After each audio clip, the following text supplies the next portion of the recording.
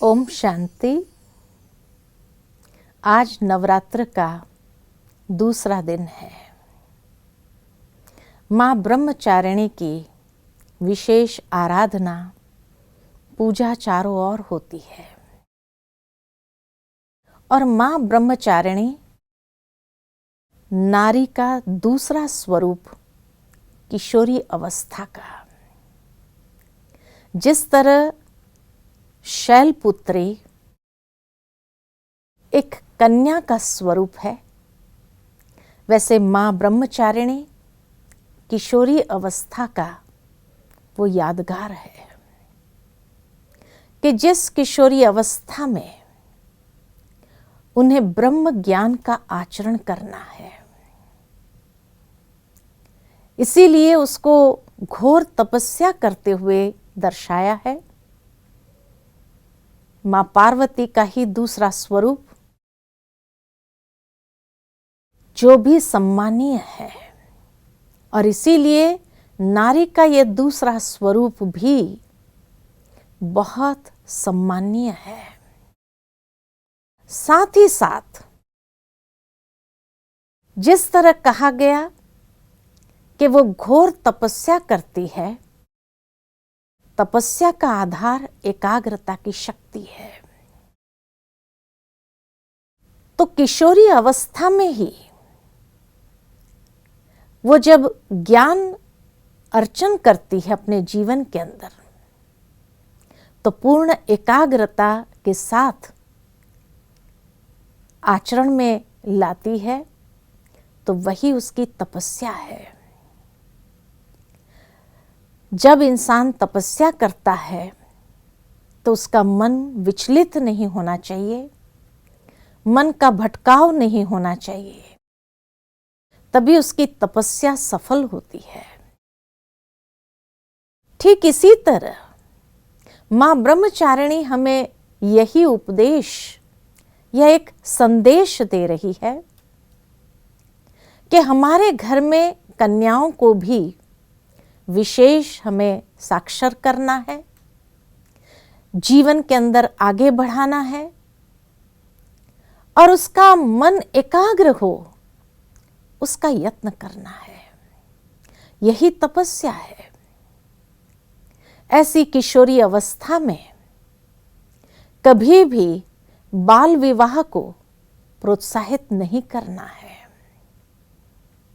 परंतु उनको हर रीति से मन के भटकाव से सुरक्षित रखना, अर्थात उसकी तपस्या में उसका सहयोग देना है। और जो इस प्रकार कन्याओं का सम्मान करते हैं, उसकी तपस्या को भंग नहीं होने देते हैं, मानो मां ब्रह्मचारिणी की पूजा कर रहा है, आराधना कर रहा है। और तभी मां ब्रह्मचारिणी का आशीर्वाद उसके ऊपर बना रहता है। संसार के अंदर एक समय था जब नारियों की जो अवस्था थी वो पुरुषों के बराबर की थी, या मैं कहूंगी एक कदम आगे थी। जब इस भारत भूमि पर देवताओं का साम्राज्य था, तो कहा जाता है कि देवी और देवता साथ में एक ही स्तर पर उनको रखा जाता था। इसीलिए भारत में श्री लक्ष्मी और श्री नारायण, श्री लक्ष्मी का स्थान प्रथम, पीछे नारायण, श्री राधे कृष्ण कहा जाता था और श्री सीता राम कहा जाता था। आज तक भी लोग पूजा के समय सियावर रामचंद्र की जय कहते हैं, अर्थात जहां नर और नारी का स्थान एक ही प्लेटफॉर्म पर था। आज भी मंदिरों में जब उनकी पूजा करते हैं तो उन देवी देवताओं को एक साथ में रख करके पूजा जाता है। इतना प्राचीन काल के अंदर नारियों का सम्मान था। परंतु जब मध्य काल आया तो उस समय नारियों को पीछे कर दिया गया और जहां उनको पर्दे में रखा गया, खाली पर्दे में नहीं, लेकिन यहां तक कईयों ने कह दिया कि नारी तो ताड़न के अधिकारी है और इसीलिए उसको उसका शोषण किया जाने लगा, उसके ऊपर अत्याचार होने लगे और हर रीति से उसको नर से पीछे धकेल दिया गया। ये नवरात्र का त्योहार हमें स्मृति दिलाता है कि नारी हर रीति से सम्मान योग्य है और जब पुनः परमात्मा इस संसार में अवतरित होते हैं, वो शिव की शक्तियां जागृत होती है और उन शिव की शक्तियों को परमात्मा ज्ञान का कलश दे करके उनके जीवन को सार्थक करते हैं। इसीलिए कहा कि पढ़ाई की अवस्था, ज्ञान अर्जन करने की अवस्था, जहां एकाग्रता के साथ वो अपने अंदर परिपक्व होने लगती है और साथ ही साथ इस तपस्या में उसका साथ देना, सहयोग देना, माना मां ब्रह्मचारिणी की पूजा अर्चना करना बराबर है।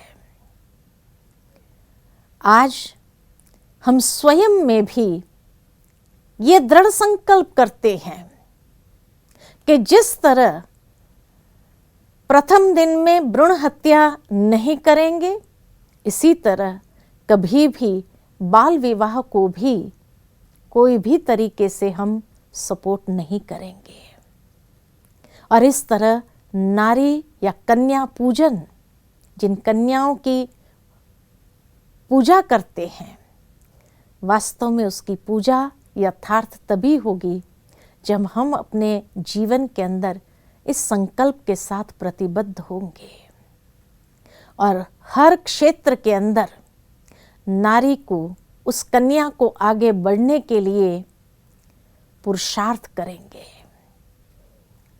तो चलिए आज हम इन्हीं विचारों के साथ अपने मन को एकाग्र करते हैं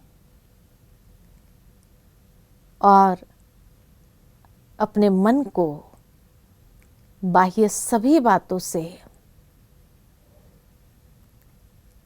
समेट लेते हैं,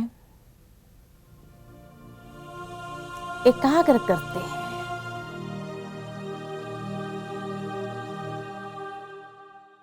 आत्म स्वरूप पर। मैं आत्मा शक्ति स्वरूप हूं।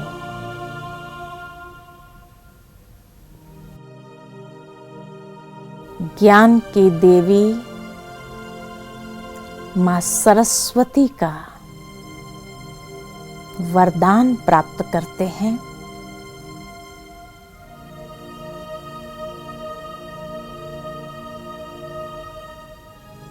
और अपनी एकाग्रता की तपस्या के माध्यम से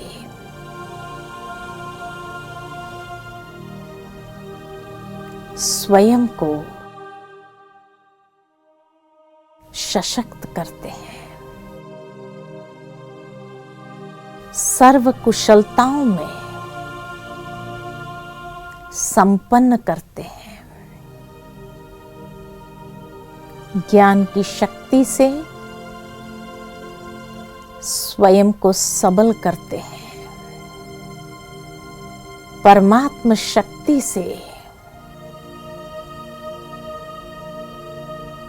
स्वयं को सुसज्जित करते हैं, सशक्त करते हैं। ओम शांति।